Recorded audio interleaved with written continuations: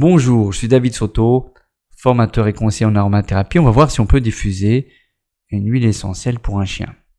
Alors oui, les chiens peuvent bénéficier des bienfaits de l'aromathérapie. Seulement, il faut une formation pour ça. Pourquoi ? Comme nous, il y a des huiles essentielles qui peuvent être toxiques pour le chien. Donc il faut vraiment faire attention. En plus, le chien leur manque la parole.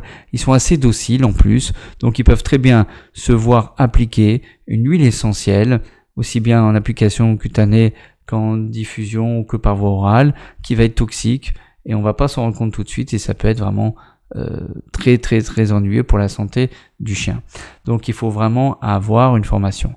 Là, on va voir quand même quelques huiles essentielles qu'on peut diffuser sans trop de problèmes, sans problème du tout même, pour peu qu'on utilise l'huile essentielle, les huiles essentielles conseillées évoquées de façon vraiment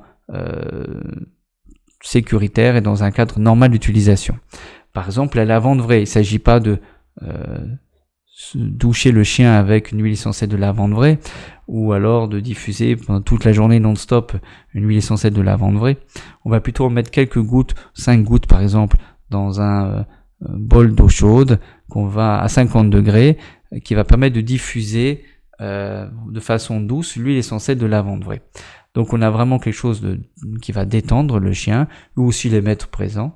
C'est vraiment intéressant.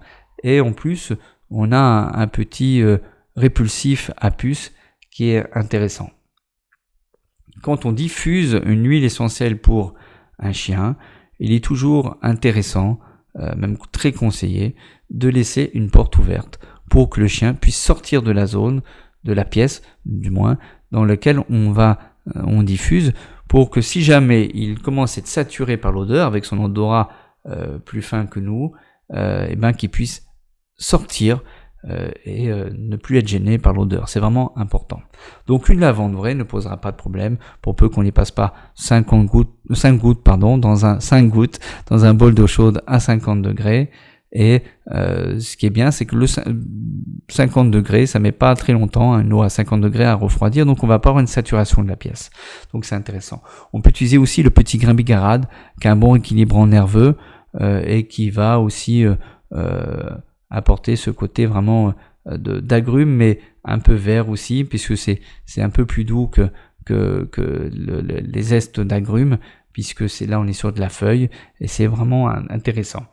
En plus, c'est un bon équilibrant nerveux pour le chien et les maîtres, donc c'est vraiment intéressant. Voilà 2 huiles essentielles qu'on peut diffuser pour un chien, vraiment sans problème.